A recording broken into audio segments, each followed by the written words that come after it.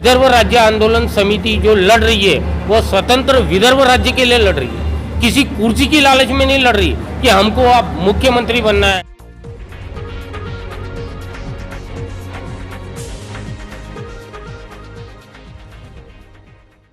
अक्टूबर 1955 को फैसल अली कमीशन के ज़रिए एक रिपोर्ट पेश की गई थी।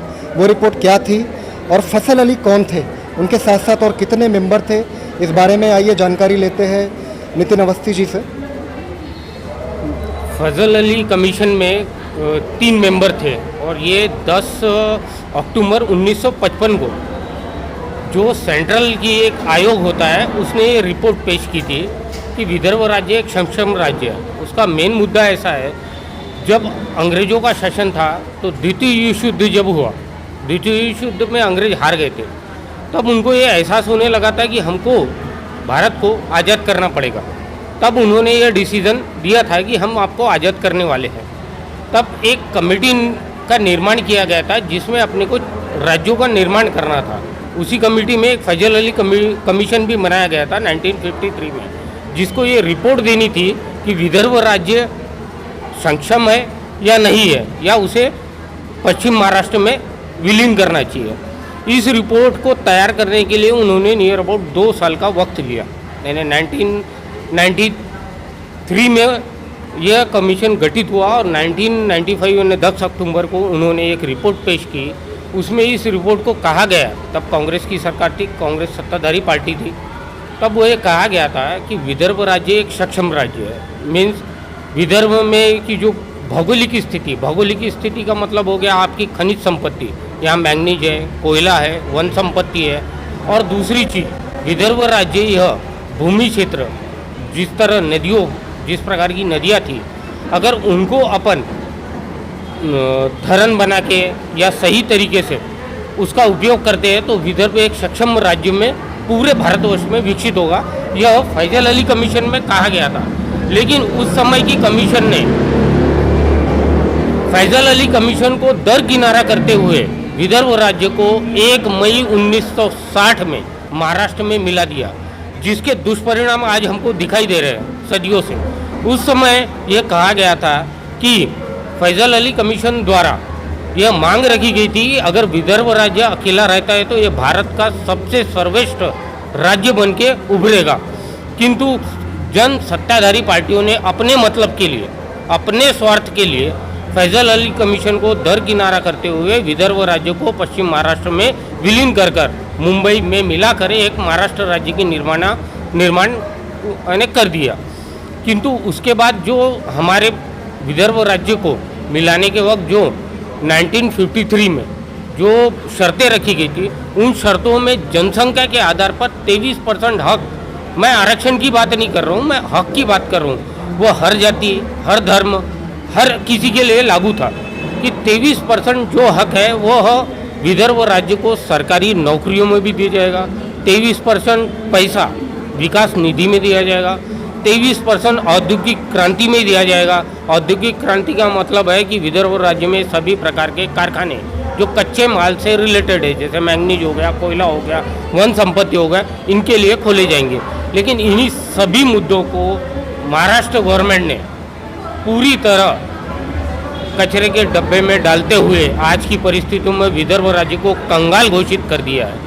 आज परिणाम यह है कि हमारा जो युवा वर्ग है वह विदर्भ से शिक्षित तो हो रहा है, पढ़ाई कर रहा है, किंतु वह पलायन या नौकरी के लिए पश्चिम महाराष्ट्र, पुणे, मुंबई या इंदौर, भोपाल या फिर छत्तीसगढ़ में जाना पड़ता है उनको, जहाँ पे उनको 25 और 30 हज़ार में काम करना पड़ता है। और वह इस कारण से विदर्भ राज्य में न रहते हुए वो विदर्भ राज्य को भूल जाता है। दूसरा सेक्टर अपन पढ़े अगर शिक्षित वर्ग में, तो 23% हक मीन्स सभी जातियों के लिए जो MPSC की परीक्षाएं होती थी उसमें 23% जज, मजिस्ट्रेट, जिला अधिकारी, जितनी बड़ी पोस्टें हैं उसमें विदर्भ राज्य से लेने थे। लेकिन उन्होंने इसमें केवल 2% ही लोगों को विदर्भ राज्य से लिया, जिसके कारण आज आप देखते होंगे कि विदर्भ राज्य में जितने अपर क्लास है वह सब पश्चिम महाराष्ट्र का वर्चस्व में है। और अपने इधर जो विदर्भवासी है जो आज काम कर रहे हैं वो बाबू और क्लर्क के रूप में काम कर रहे हैं। तो आज का दिन हमने यह बताने के लिए रखा है कि आज हम फैसल अली साहब जो कमीशन जो दिया गया था वो हम संकल्प रूप में अपने दिलों में और इन नेताओं को बताना चाहते हैं कि आज हमने संकल्प ले लिया है कि हमने 10 अक्टूबर 1955 का वो दिन और आज का दिन याद करते हुए हर जाति और हर वर्गों को बुलाया कि आप फैजल अली कमीशन पढ़िए और ये सत्तारूढ़ पार्टियों ने जो आपका शोषण किया है 73 वर्षों में, जिसमें 10 साल भारतीय जनता पार्टी के भी है। कांग्रेस को हम इसलिए नहीं बोल सकते क्योंकि उन्होंने लालच में 1953 में खुद अपने स्वार्थ के लिए कांग्रेस वालों ने विदर्भ के साथ धोखा किया था, किंतु उस धोखे को फिर से सन 2013 में भारतीय जनता पार्टी ने कायम किया। जब भुवनेश्वर अधिवेशन हुआ गया था तब माननीय जो अपने देवेंद्र फडणवीस जी माजी मुख्यमंत्री जो थे, उन्होंने माननीय नितिन गडकरी जी ने विदर्भ वासियों में ऐसा एक जनमत तैयार किया सत्ता पाने के लिए कि आप हमको पार्टी में लाइए, स्टेट में और सेंट्रल में हम आपको विदर्भ ला के देंगे। आप बात कर रहे 23% की, हम तो 100% आपको हक देना चाहते हैं। लेकिन यह सब ढकोसलेबाजी उनकी 2019 आते आते सभी को समझ में आ गई है। आज जब भी जितनी भी पार्टियां हैं वो विदर्भ के मुद्दे पर तभी बोलती है जब उसको सत्ता में आना है। सत्ता में आने के बाद वो उसको भूल जाती है। अब विदर्भ राज्य आंदोलन समिति ये चेताना चाहती है, उनको बताना चाहती है कि अब किसी बड़े नेता या पदाधिकारी की हमको आवश्यकता नहीं है। हमारी विदर्भ राज्य आंदोलन समिति घर घर जाकर, हर वर्ग में जाकर, हर जाति के पास जाकर उन्हें संगठित करेंगी और रोड पे लाकर एक तीव्र आंदोलन करेंगी और विदर्भ की मांग करेंगी। यही मेरा कहना है। विदर्भ राज्य आंदोलन समिति से कोई युवा अगर से जुड़ना चाहता हो तो उसे क्या करना होगा? विदर्भ राज्य आंदोलन समिति से अगर कोई जुड़ना चाहता है तो वह हमारे द्वारा अभी प्रसार माध्यम की कई सुविधाएं उपलब्ध की गई है, जैसे न्यूज़पेपर है उसमें भी हमारे बारे में दिया जाता है। दूसरी चीज़ है कि आप जय विदर्भ चैनल हमने यूट्यूब पे चालू किया है, उसमें हमारे कंटिन्यू वीडियो आ रहे हैं, वहाँ हमारे नाम भी आ रहे हैं, कॉन्टैक्ट नंबर भी आ रहे हैं। और अगर दूसरी बात आप गूगल पे सर्च करते हो, गूगल ट्विटर पे भी सर्च करते हो तो वो विदर्भ राज्य आंदोलन समिति के कार्यकर्ता से मिल सकते हैं। और हमारी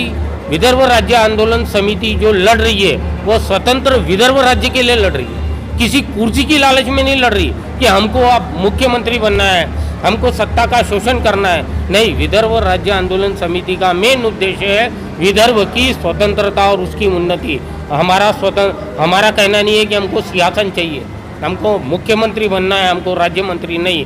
हम ये विदर्भ राज्य आंदोलन समिति हर वर्ग, हर जाति के साथ जुड़कर एक स्वतंत्र विदर्भ का निर्माण कराना चाहती है और हर जाति में यह बोलना चाहती है कि अगर आप जुड़ते हो तो इसमें आपकी तरक्की है। बस ये बोलना चाहती है। हमारा चैनल सब्सक्राइब करें और बेल बटन दबाना ना भूलें।